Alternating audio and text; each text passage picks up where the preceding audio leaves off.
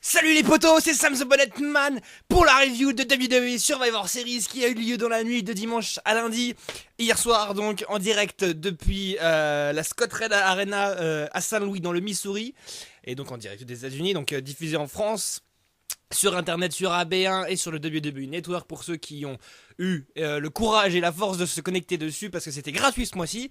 Je suis rapide parce que c'est normal parce que j'ai pas beaucoup de temps pour faire la review. Je vais essayer de faire ce que je peux avec le peu de temps que j'ai devant moi.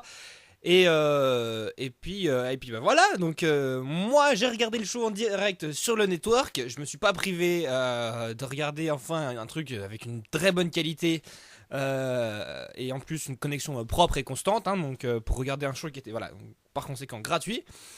Et c'était donc Survivor Series, la 28e édition, un des plus vieux pay-per-view existants à ce jour, enfin parlons de la WWE bien sûr. Et bah franchement, un gros show. Franchement, un gros show. Et vous savez quoi, pour changer tout de suite, changer par rapport à d'habitude, je me suis connecté là, j'ai le Facebook de la WWE devant moi.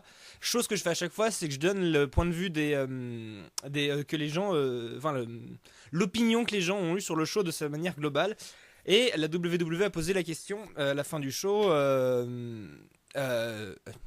heures déjà. Ça fait 8 heures déjà. Ah bah oui, ça fait 8 heures que le show est terminé.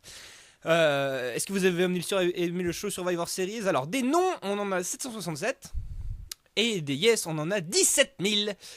Et c'est quand même sacrément énorme, hein. Je veux dire, ça remonte à très très loin, hein, un pay-per-view qui avait eu autant la cote. Et c'est voilà, j'ai eu quelques belles surprises. Bonne ou mauvaise, hein, bon ça c'est selon mon opinion, mais voilà, le show était bien mené. J'ai vraiment pas regretté de m'être forcé à me lever à 1h30 du matin pour voir tout ça. Je vais revenir sur le show tout de suite. Je vais attaquer rapidement. Alors on va parler du kick-off en premier. Kick-off donc qui accueillait Renee Young bien sûr, Paul Heyman, Booker T et Alex Riley, voilà. On a eu donc Fandango qui est arrivé. Alors, j'ai pas vu ça, hein, donc j'ai juste vu les replays qu'on avait pendant le show qui étaient commentés par Michael Cole, Jerry Lawler et JBL. Donc Fandango a toujours son gimmick de danseur, légèrement différent ce coup-ci, et sa nouvelle partenaire c'est Rosa Mendes. Bah voilà, j'ai rien à dire, hein, c'est une voilà, déclaration, c'est Rosa Mendes. Et qui a eu un match face à Justin Gabriel. Donc pas grand chose qui change, apparemment le set move a l'air d'être globalement le même. La prise de finition, sa descente de la cuisse depuis la troisième corde, c'est la même chose. Et donc voilà, ça je l'avais plus ou moins prédit. Je savais pas contre qui Fandango allait se retrouver, mais si c'était pas Wade Barrett, c'est lui qui aurait gagné. Donc voilà, donc c'était victoire logique. Bad News Barrett, tiens, en parlant de lui justement, est arrivé dans le show pour annoncer qu'il avait des mauvaises nouvelles. J'ai pas tout à fait retenu ce qu'il a dit. Bon, c'est pas ce qu'il y a de plus important au final, mais il était là. Et c'est à ce moment-là que je suis arrivé. Voilà, j'arrive, on a une interview des Jelly en backstage, on a la promo du main event comme un truc de fou. Cesaro qui arrive. En parlant que la Suisse est toujours restée neutre.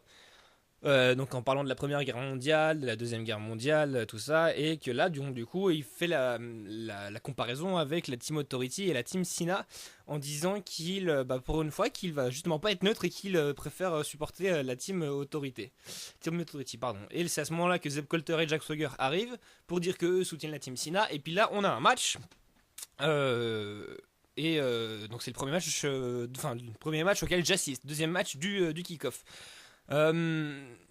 Comment on pourrait dire, c'était pas fameux comme match, hein, pour chauffer le public. On a eu mieux. Alors il y avait les We the People chants qui ont bel et bien été repris par le public, mais ça a pas vraiment décollé. On a même eu droit à une petite bauche de Swagger.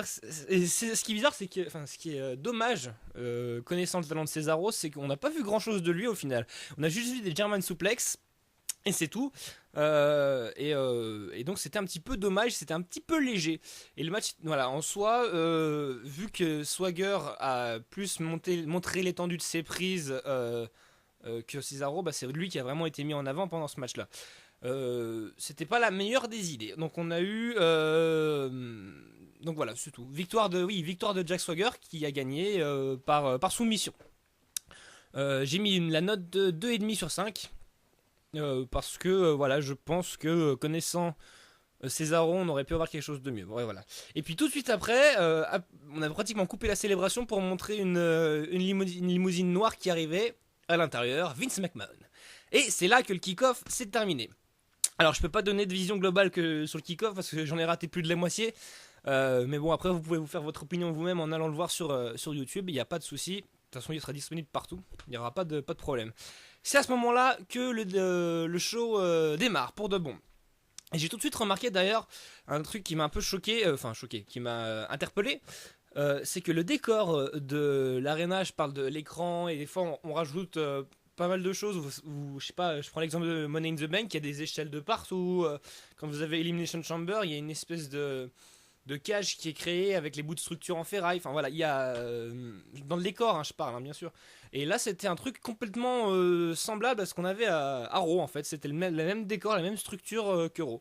Enfin bref, voilà, c'est un petit détail auquel j'ai prêté importance parce que j'aime bien voir ce que la WWE est capable de faire en termes de décor. Donc voilà, tout simplement. Mr. McMahon qui arrive sur le ring. Il ramène l'autorité sur le ring, donc sa fille Stephanie McMahon et Triple H. Il ramène Cena. Pour parler du main event, on met énormément l'accent sur la responsabilité de John Cena et sur ses collègues, car oui, je l'ai mentionné dans un commentaire que j'ai eu, un petit dialogue que j'ai eu avec un certain The Lunatic Boy. Le temps que je fasse ma prédiction, la WWE a rajouté une stipulation comme quoi si l'équipe de Cena perdait, ils seraient tous virés, sauf John Cena. Donc c'est pour ça qu'ils ont mis l'accent ensuite sur la responsabilité de John Cena. Et c'est pas la première fois que la WWE rajoute des trucs au dernier moment, ce qui fait que ma prédiction, voilà, elle vaut plus grand chose, elle peut être changée du coup. Il y a des éléments qui font que tu peux changer d'avis sur telle ou telle prédiction. Voilà, simplement. Je vais pas m'éterniser là-dessus. Voilà.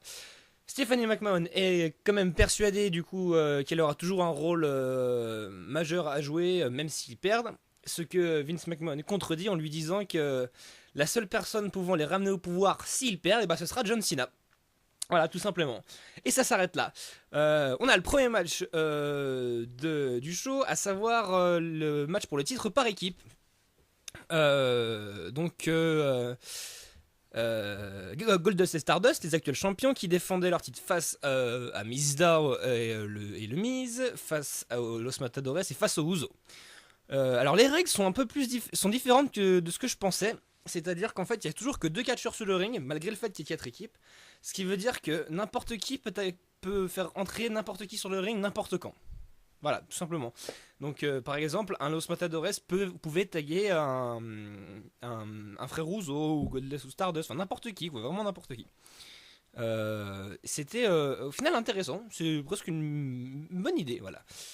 On a eu pas mal de chants We Want Mizdow. C'est ce dont je parlais, c'est que la popularité de Damien Mizdow est en train de monter au nez du Miz. Voilà.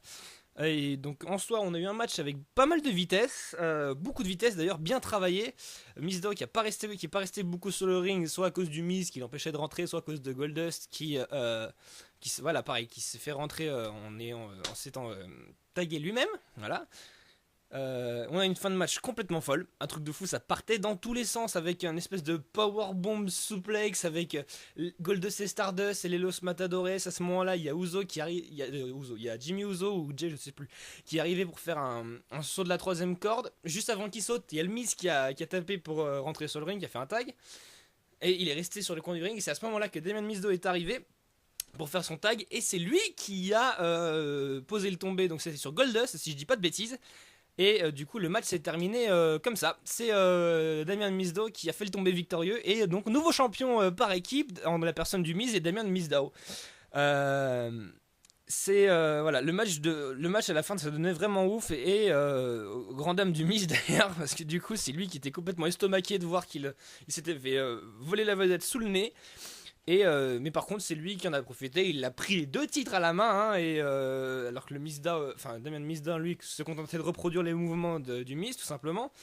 Et voilà, une belle petite tuerie, voilà, je dois le dire, franchement j'étais très agréablement surpris de ce match là. Parce que voilà, c'est vrai que ça change un peu. J'ai toujours été récemment, j'ai plutôt été déçu des matchs par équipe, et là ça a été rondement bien mené, un truc bien réglé, propre, plein d'actions, et ça a vraiment accroché la foule. Donc voilà. Le match a duré 15 minutes, et puis du coup, c'était pas mal, voilà. Tout ça bien rempli, bien fait. Donc, nouveau champion par équipe, The Miz et Damien Mizdow. On a ensuite eu droit au match Survivor Series entre. Match Diva. Donc, entre Emma, Naomi, Natalia et. Qui c'est que j'oublie Naomi, Natalia. Putain, je vais y arriver. Putain, j'arrive même pas à lire mes propres notes. Naomi, Natalia, et bref, on s'en fout. Oui. Je vais arriver. Bref, en face, on avait donc l'équipe de Paige avec Paige, Summer Rae, Layla et puis Cameron. En face, on avait Naomi, Natalia, Emma et Alicia Fox. Bordel, j'y suis arrivé. Voilà, Natalia qui rentre avec Tyson Kidd. Ça paraît débile d'ajouter ça comme ça, mais vous verrez plus tard, ça a son importance. C'est Eden d'ailleurs, la femme de Cody Rhodes, nouvelle commentatrice backstage qui a fait les entrées, enfin qui a annoncé les entrées.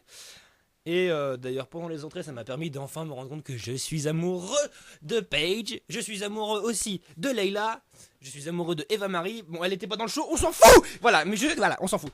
Petit coup de gueule maintenant que je suis bien excité. Je trouve que Michael Cole, Jerry Lawler et JBL m'énervent un peu. Surtout quand il s'agit des matchs de Diva, parce qu'ils en ont clairement rien à foutre en fait du match. Ils parlent d'autre chose, ils se moquent légèrement des Divas, et je trouve que c'est pas loyal, c'est pas cool. Tout simplement, je pense qu'en tant que commentateur, tu dois mettre en avant les matchs que tu es censé commenter. Je veux dire que tu dois montrer de l'intérêt, tu es censé le vendre, quoi, tout simplement. Et c'est vraiment voilà, ils en ont vraiment rien à foutre, et c'est un truc que je trouve vraiment dommage parce que parce qu'au final ce match m'a plutôt plu, hein, même si je l'ai trouvé assez bordélique. Il y a eu 2-3 petites botches. Naomi a fait des mouvements vraiment intéressants au début. Donc voilà, dans notre Lord, c'est Cameron qui a été éliminé par Naomi. Summer Rae qui a porté un espèce de crossbody sur le bras de Naomi. Un crossbody, c'est quand tu plonges de ton corps et t'atterris à plat sur le bonhomme. Et là, elle a fait un crossbody sur le bras de Naomi. C'était bizarre. Bref, du coup, après ça, on a eu Layla éliminée par Alicia Fox, Emma qui élimine Summer Rae et Paige qui se retrouve toute seule face à 4 divas. Et c'est Naomi qui finit par l'éliminer. 4-0, voilà. Victoire éclair, victoire clean, propre, carte. Tout bien. Voilà, j'ai pas trouvé de mots, je suis désolé. Et Tyson Kidd qui vient même célébrer la victoire devant Natalia. Donc on remet encore en avant les petites tensions qu'il y a entre le couple. Voilà. Donc pour faire court, un match qui a duré 14 minutes quand même. On leur a laissé pas mal de temps. Je trouvais ça un petit peu long au départ. Puis le match a commencé à décoller. Bordélique, mais plutôt cool au final. Hein. Un peu, voilà, comme j'ai dit, un peu long à démarrer. Mais il y a eu des idées, il y a eu du travail de la part des divas. Je pense surtout à Alicia Fox, à Naomi beaucoup, puis à Paige. Et voilà, plus le match avançait, plus je me suis mis à accrocher. Et j'ai mis la note de 3,5 sur 5. Donc voilà, en ce qui concerne les divas, victoire de Natalia, de Naomi, d'Alicia Fox et de Emma. Ensuite, qu'est-ce qu'on a eu? Dean Ambrose contre Bray Wyatt. Alors, ça c'est pareil, on nous a pas mal vendu le match. Le début de match a été dominé par Bray Wyatt. Les deux hommes se font vraiment pas de cadeaux et ça nous donne vraiment un combat violent. Mais c'est exactement ce à quoi on s'attendait. Je pense notamment, il y a eu un passage au bout de 6-7 minutes de match où les deux hommes se sont retrouvés en dehors du ring et se sont envoyés un coup de la corde à linge. Enfin, l'un à l'autre en fait, en même temps. Mais alors je sais pas comment ils se sont démerdés, si ils ont fait ça vraiment bien pour que ça paraisse réel ou s'ils l'ont vraiment fait, mais c'était violent quoi. Mais il y en a eu 2 ou 3 des coups de la corde à linge, c'était waouh. Il y avait un sacré son qui sortait. Hein. Après tout ça, c'est Ambrose qui prend le lead. Et c'est là que le match décolle, tout en restant dans la violence. Les coups de la corde à linge, ça fait mal à écouter, ça fait mal à voir. Et à ce moment-là, il y a au bout d'un moment Bray Wyatt qui sort un Spinebuster sur les escaliers. Wyatt prend le micro, il était à moitié en pleurs en disant en parlant à Ambrose, en lui disant qu'ils n'avaient pas besoin de se faire ça et qu'ils auraient pu rester ensemble et régner sur le monde, la totalité, tout ça. Bray Wyatt laisse tomber le micro, va chercher une chaise. C'est Ambrose qui la récupère et puis et de là du coup Dean Ambrose qui se gêne pas et puis paf, il envoie des coups de chaise sur Bray Wyatt. Et le match se finit comme ça au final. par disqualification, victoire de Bray Wyatt. C'est vraiment pas une fin à laquelle je m'attendais. Euh, en fait, même encore aujourd'hui, déjà à chaud, je savais pas trop quoi en penser. Et même encore aujourd'hui, là maintenant, aujourd'hui, là on est lundi midi, je sais toujours pas quoi en penser. Je reste dubitatif sur cette fin. Parce que voilà, c'était vraiment un truc que je ne pensais pas. Je voyais plus une victoire de Bray Wyatt. Ensuite, une victoire de Dean Ambrose à la limite, mais alors que ça finisse en disqualification de la part d'Ambrose, enfin, c'était assez spécial. Bon, les gens sont restés derrière Dean Ambrose parce que c'est lui qui a. Au final, il a explosé la gueule à Bray Wyatt, il l'a fait passer à travers une table, il a ramené une échelle sur le ring, il a ramené une quinzaine de chaises, enfin c'était un bordel pas possible. Les gens qui étaient quand même à fond dedans chantaient tous This is awesome! Euh, et voilà, la fin m'a fait rester sur ma fin. Bon, une chose est sûre, c'est que ça va continuer. Parce qu'on peut pas finir une feud sur une disqualification. Alors voilà, c'est dommage parce que ça partait super bien, mais la fin, voilà, grosse surprise. Alors ouais, voilà, c'était cool de voir Ambrose se défouler sur Bray Wyatt, mais je pense que c'était pas bien fait dans le timing. Je pense que c'était, voilà, trop tôt pour se. C'était pas. C'était pas le lieu ni le moment pour que ça se passe comme ça en fait. Je pense qu'il aurait dû y avoir un vrai match ou quelque chose comme ça. Je sais pas ce qu'il aurait passé par la tête.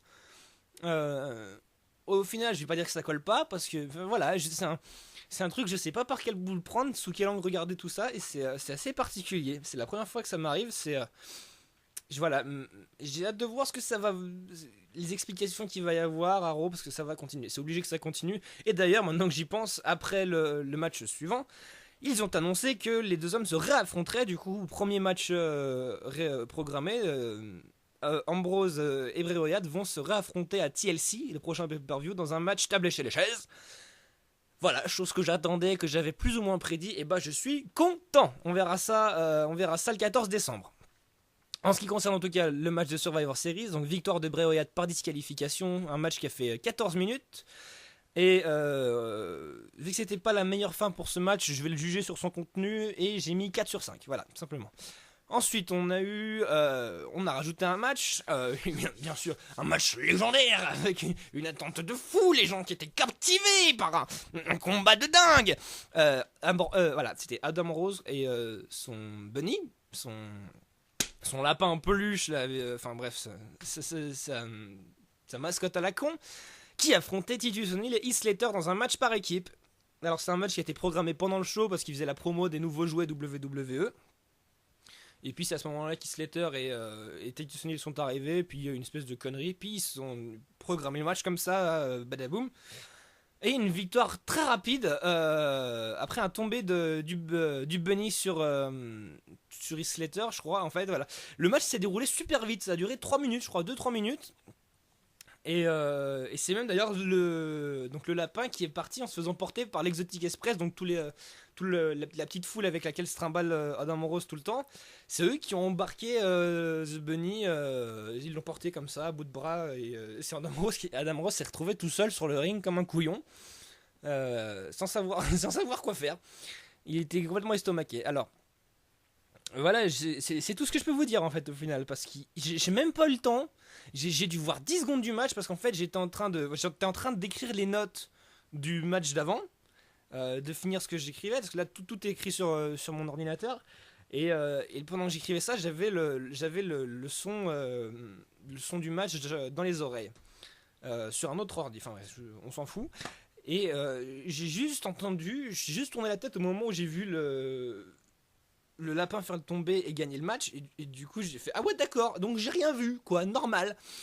Bref, j'ai pas eu le temps de voir le match parce que j'écrivais mes notes, et voilà, mais bon, je pense que c'était 3 minutes de conneries.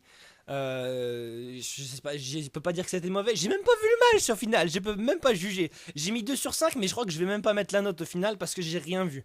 Le seul truc qui m'embête à la limite, c'est que voilà, un match comme ça a pas sa place en pay-per-view quoi. Je veux dire, tu mets pas un mec qui fait le fêtard avec un mec déguisé en lapin dans un pay-per-view qui en plus affronte une équipe qui s'appelle The Slater Gator. Enfin, je veux dire, mais non, quoi, juste non, quoi. Quand tu vois la tronche des autres matchs qu'il y a eu juste avant, je veux dire, voilà, tu passes de Dean Ambrose et Bray Wyatt, un match super sérieux, pardon, avec de la tension, et juste après, t'as ça et quoi. Enfin, je sais pas, enfin, c'est. Mettez-vous, c'est comme si, je sais pas, c'est comme si t'as. Non, je préfère même pas faire de comparaison parce que je vais dire n'importe quoi.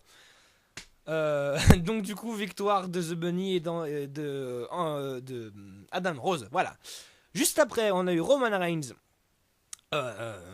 Il n'est pas arrivé, il a eu son interview en direct via satellite et donc voilà, c'est pour nous montrer qu'il est toujours là et qu'il est apparemment il va pas tarder à revenir. Alors j'ai écouté que d'une seule oreille au final ce qu'il disait parce que bon ça m'intéresse enfin ça m'intéresse moyen.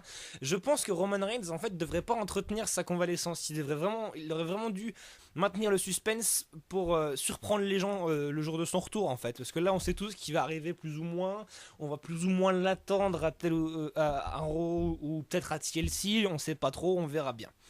Euh, donc je me rappelle plus trop bien de l'interview, ça n'a pas grand intérêt, en tout cas ça n'a pas assez d'intérêt pour que je vous en parle. On a eu l'avant-dernier match, à savoir AJ Lee contre Nikki Bella. Et là encore une surprise, je vais vous expliquer pourquoi, je vais redresser voilà, tout doucement l'écran, tranquillement, voilà. Parce que on est arrivé donc avec les filles sur le ring. Le match a débuté. À ce moment-là, Brie Bella, qui était aux abords du ring, est montée sur le bord du ring. Elle a attrapé AJ Lee, elle lui a roulé un gros patin. Le moment lesbien de Survivor Series.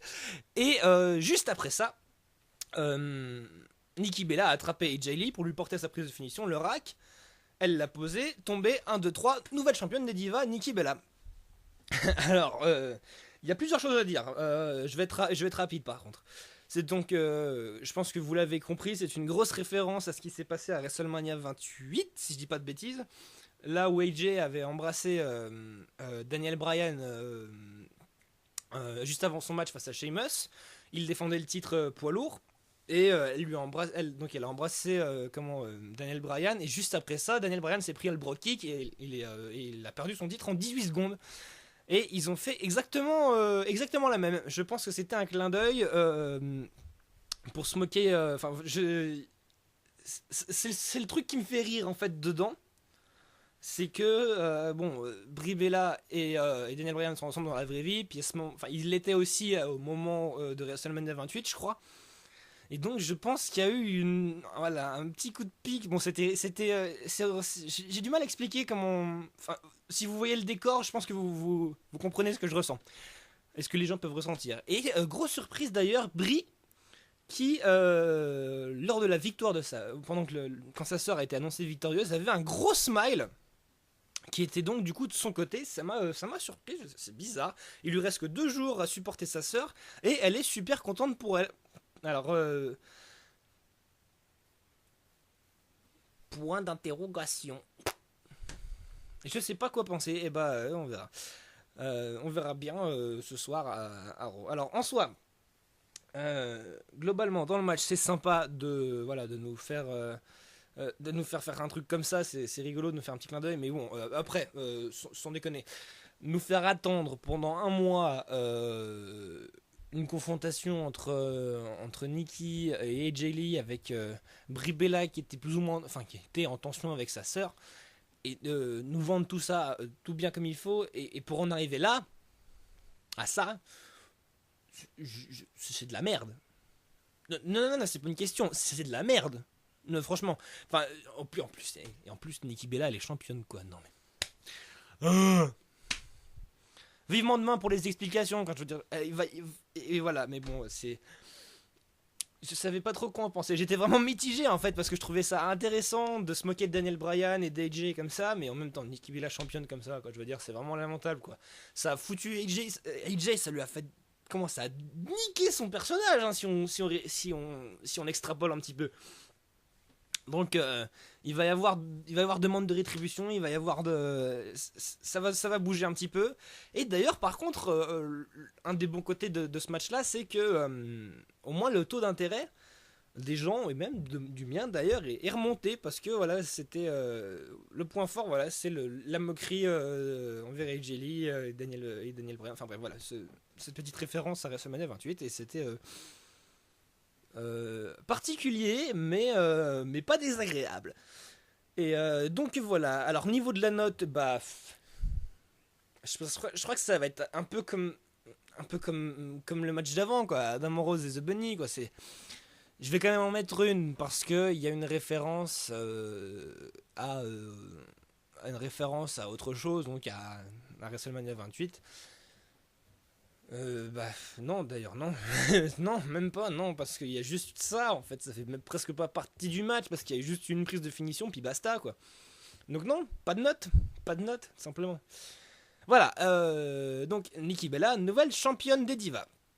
Ensuite, on a eu la Team Cena contre la Team Authority, le main event. Eric Rowan qui rentre avec un nouveau thème. Beaucoup de tension bien sûr aux abords du ring entre Triple H et l'autorité, tout le monde, tout ça. Mark Henry qui s'est fait ultra motivé par Triple H. Il se retourne vers le Big Show et là, pouf, knockout punch, Mark Henry par terre, tombé 1, 2, 3. Au bout de 3 secondes de match, Mark Henry en moins. La tronche à Triple H. C'était sympa. Seth Rollins qui rentre, puis c'est Kane, et puis ça part en gros bordel. Ryback finit par se faire éliminer par Rusev. Rusev qui se fait compter à l'extérieur après avoir raté une tentative de crossbody sur Dolph Ziggler sur la table des commentateurs espagnols. Il n'y a que Dolph Ziggler qui a réussi à remonter sur le ring à temps. Rusev il n'a pas réussi. Alors, je m'arrête 2 secondes là-dessus. En soi, c'est une bonne idée. Parce que je me suis dit, je ne voyais pas Rusev rester jusqu'à la fin du match. Parce qu'il n'a pas grand chose à voir avec l'autorité, quoi. Comparé à Seth Rollins ou à Kane, par exemple. Et bah, du coup, ils ont trouvé le moyen de lui faire perdre, de faire perdre Rusev sans qu'on réussisse à en tomber à 3 sur lui. Ce qui aurait signifié plus ou moins sa première défaite. Donc voilà, juste bien foutu, tout simplement. Je vais m'arrêter là-dessus. Après, Eric Rowan qui a été éliminé par Luke Harper. Après une bonne performance. 2-3 petits kicks bien sympas. Il a montré sa puissance. Il n'a pas eu beaucoup de temps de ring, mais il l'a bien rempli. Et c'est à ce moment-là que un truc que personne n'avait vu venir se produit. On a le Big Show debout sur le ring. John Cena par terre sur le ring. Dolph Ziggler par terre à côté du ring. Il demande à John Cena de se relever. Et puis là, paf, knockout punch to Cena. Donc Big Show qui trahit la team Cena en mettant KO le capitaine, en allant serrer la main, serrer la main de Triple H et en partant. Merci, au revoir. Donc du coup, il se fait compter à l'extérieur. Donc Big Show en moins dans l'équipe Cena. Et en plus, John Cena se fait, tomber à 3. Voilà, c'est Luke Harper qui élimine John Cena. Et ce qui laisse du coup Dolph Ziggler tout seul face à Luke Harper, face à Kane et face à Seth Rollins. Voilà.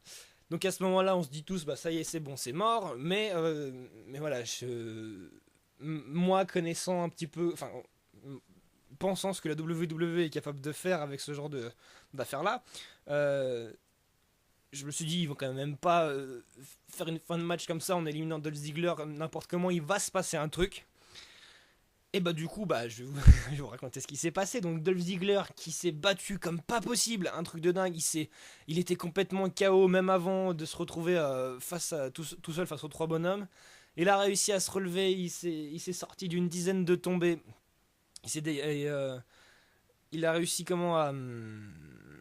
à porter son zigzag à Kane. Il l'élimine.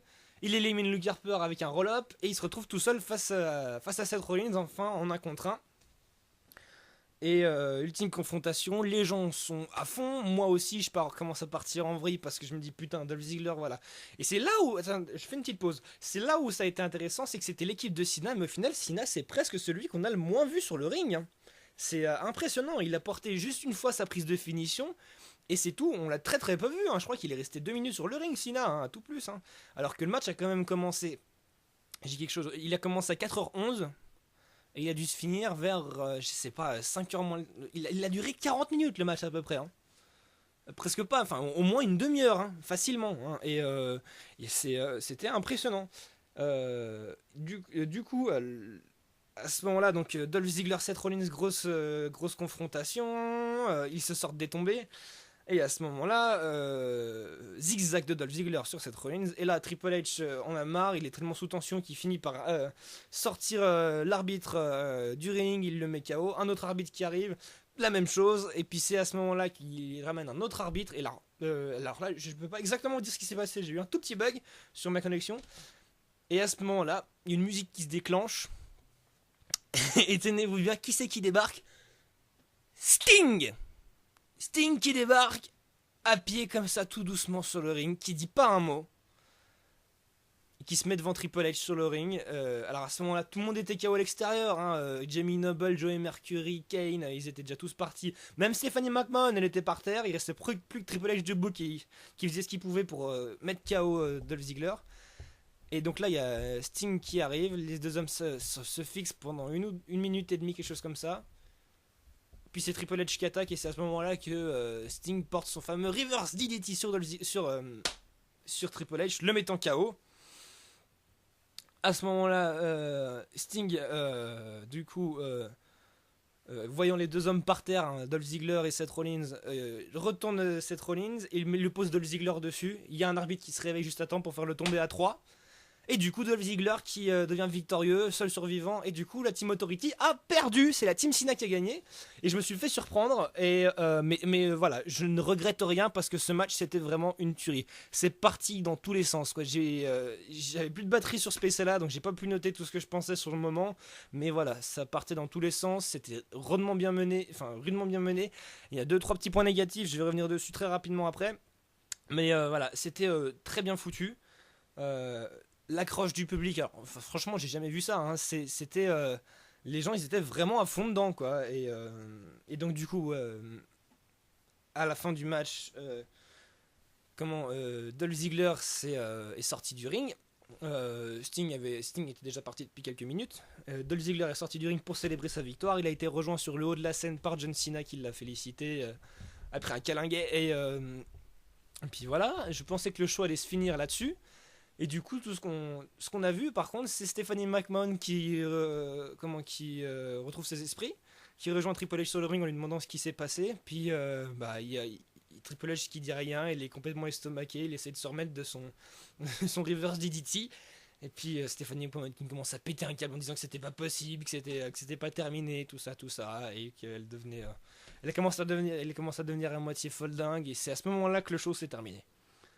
Voilà, note pour ce match, 4,5 sur 5. Facilement. Franchement, il y a eu de tout, quoi, je veux dire. Il n'y a rien acheté.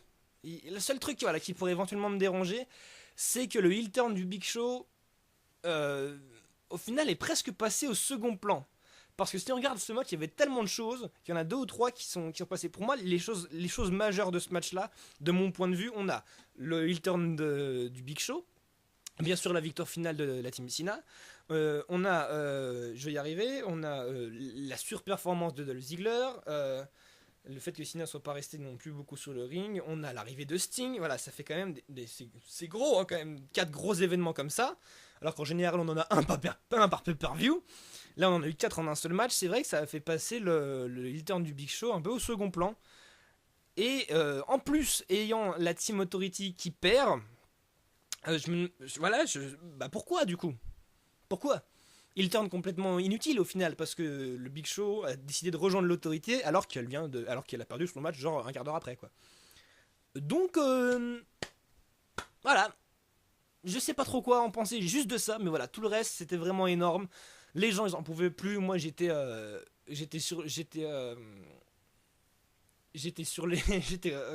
couché sur mon canapé, je vois Sting rentrer, j'avais une gueule, j'étais truc de fou. Puis Dolph Ziggler qui a gagné, bah forcément pareil, étant un grand fan de Dolph Ziggler, c'est normal que je réagisse comme ça. Donc voilà, et bah je crois que j'ai tout dit. Un show vraiment énorme. Pour l'instant, sans nul doute, vraiment, le meilleur pay-per-view de cette année. Voilà. Et je dis pas ça juste parce qu'il était gratuit et parce que voilà, c'est vrai qu'il y a eu quand même beaucoup plus de votants sur Facebook, je pense, parce que le pay-per-view était gratuit. Du coup, les gens ils en ont profité pour plus le regarder. Donc il y a eu plus de votes, mais là franchement sans nul doute le meilleur pay-per-view de l'année parce qu'on a eu des grosses belles surprises, euh,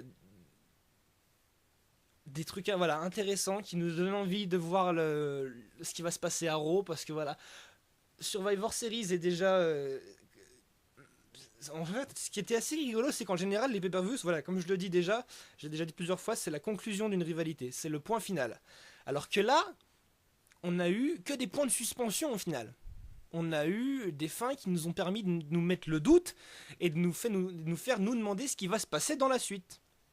Et c'est là que je trouve que le show a été vraiment bon aussi. Et bon, il y a eu des matchs bien rodés. Et voilà, franchement, ça donne envie. J'ai hâte de voir les résultats d'Euro de ce soir.